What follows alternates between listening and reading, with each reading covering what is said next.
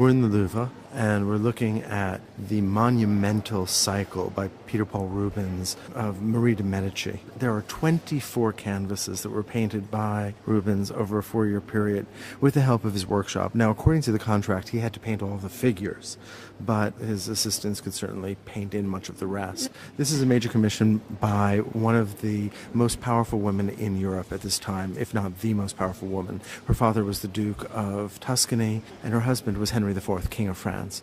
This cycle is a commemoration of the major events of her life, although I have to come out and say it. It is absurd in its grandeur. It is completely over the top. This is a woman who had some significant events in her life and certainly was extremely wealthy and extremely powerful.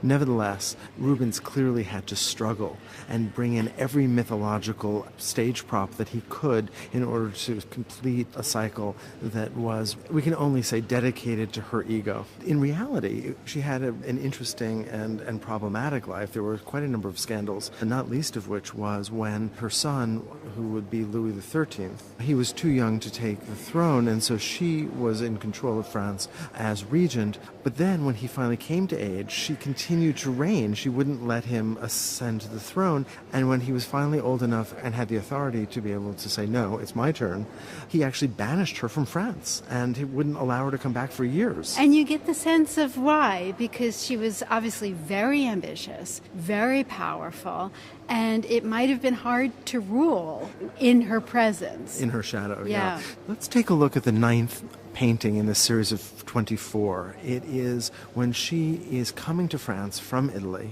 It's called the Disembarkation at Marseilles. And, to get off a ship is not usually seen as a particularly triumphant moment. But Rubens is able to make this seem as if it itself is a triumphant moment. Right, she's the queen, victory above her with trumpets announcing her arrival. That's right, not just one, but 2 trumpets. This is the beginning of her fulfillment of her destiny as Queen of France. And we see France personified by a figure that seems to be preparing to kneel before her, wearing a blue cape of gold fleur-de-lis. Which is the symbol of the royal family of France.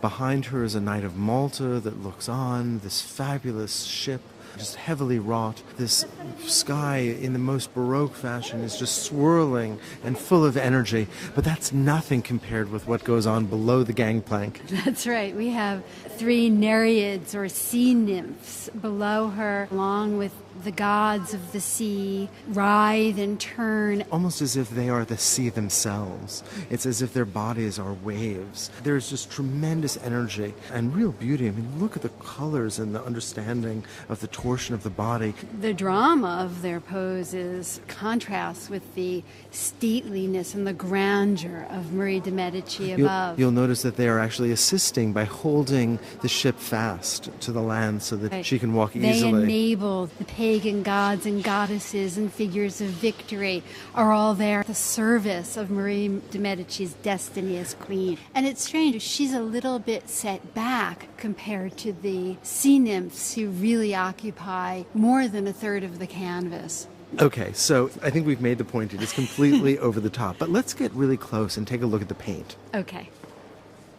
So the painting is hung in such a way that it starts about 4 feet off the floor, so that we can only really look up at the sea gods and the Nereids. In Rubens' characteristic handling of paint, there's just a tremendous sense of motion and energy.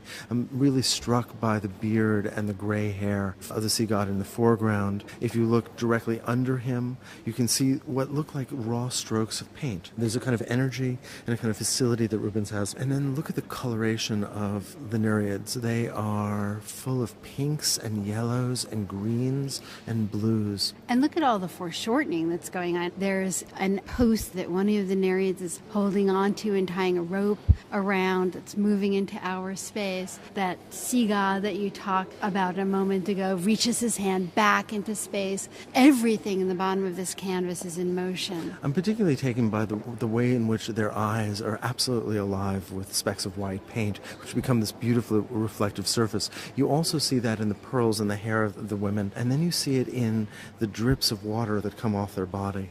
Now, these 24 canvases were, of course, not originally arrayed in the Louvre.